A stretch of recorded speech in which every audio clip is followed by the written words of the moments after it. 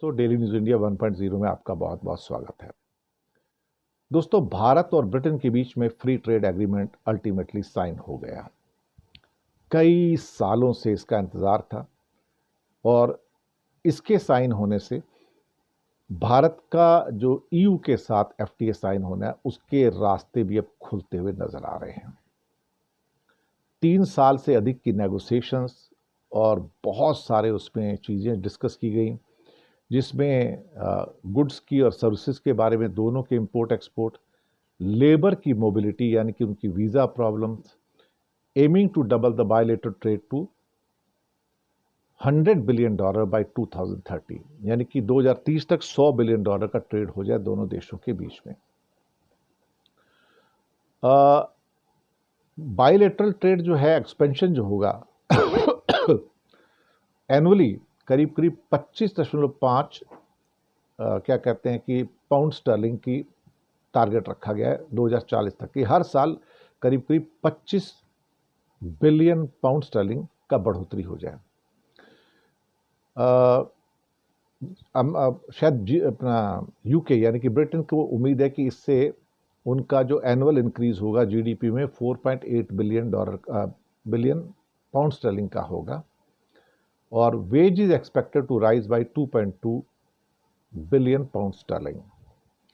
एक इसके अंदर ये इकोनॉमिक सिग्निफिकेंस तो हो जाता है, ब्रिटेन के लिए भी है, इंडिया के लिए भी है। एक टैरिफ रिडक्शन होंगे कि India will reduce tariff on 90% of British product. जो 90% जो हमारे आयात होंगे ब्रिटेन से, उसके ऊपर ये चीज़ों की बिल्कुल ज़ीरो पे आ जाएगा और या थोड़े कम कीमत पे आ जाएगा। और इसमें बहुत सारे जो विस्की हैं, gin cosmetics, medical devices and automatic components हैं, ये यूके के जो भारत में आएंगे कि 90% गुड्स के ऊपर ड्यूटी कम हो जाएगी।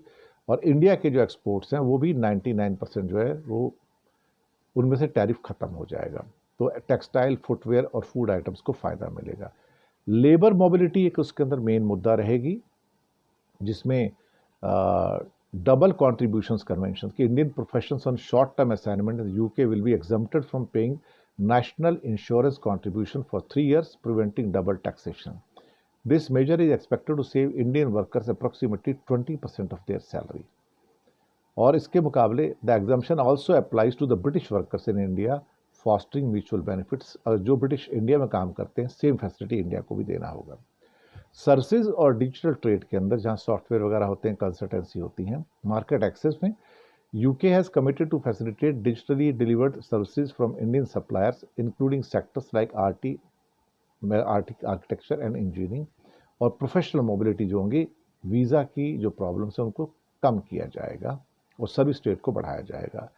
इसके स्ट्रैटेजिक इम्प्लीकेशंस क्या है कि पोस्ट ब्रेक्सिट एक्चुअली कि ये एक बहुत बड़ा एक कदम है दोनों देशों के बीच में। It's an ability to forge independent trade agreements, और इंडिया की जो ग्लोबल ट्रेड अप्रोच है और जो रीच है वो भी इसके मुकाबले बड़ी होगी, और चाइना के ऊपर जो निर्भरता है उसमें कमी आएगी। पॉलिटिकल रिएक्शंस काफ़ी आई हैं और काफ़ी हॉट हेडेड चीज़ें भी आ रही थी।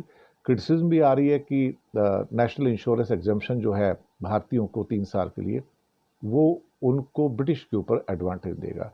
लेकिन इसमें वे फॉरवर्ड भी है कि addressing the non tariff barrier, establishing joint oversight committees हैं, डिजिटल ट्रेड को आगे बढ़ाना है, कैपेसिटी बिल्डिंग प्रोग्राम्स करने हैं, इम्प्लीमेंटिंग सोशल सिक्योरिटी एग्रीमेंट्स, इस किस्म की चीज़ें हैं। तो इट्स ए लैंडमार्क जो एक किस्म से ये पूरा का पूरा एग्रीमेंट है, which will significantly enhance economic times, promote trade and foster mutual growth. और कॉन्टीन्यूस कोलैबोरेशन रहेगा, शेयर्ड विजन रहेगा। और फ्री ट्रेड एग्रीमेंट का मतलब अधिकतर चीज़ें जो हैं वो ज़ीरो पे आ जाएंगी, ज़ीरो टैरिफ पे आ जाएंगी।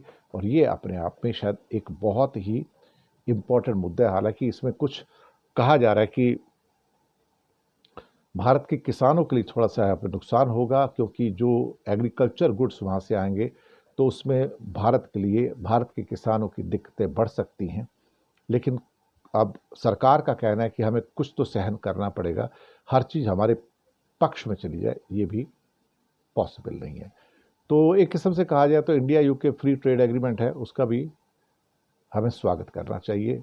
After so many years at least we have struck a good free trade agreement, और यही शायद एक फाउंडेशन बन जाएगा यूरोपियन यूनियन के साथ भी फ्री ट्रेड एग्रीमेंट का। शुक्रिया आपका।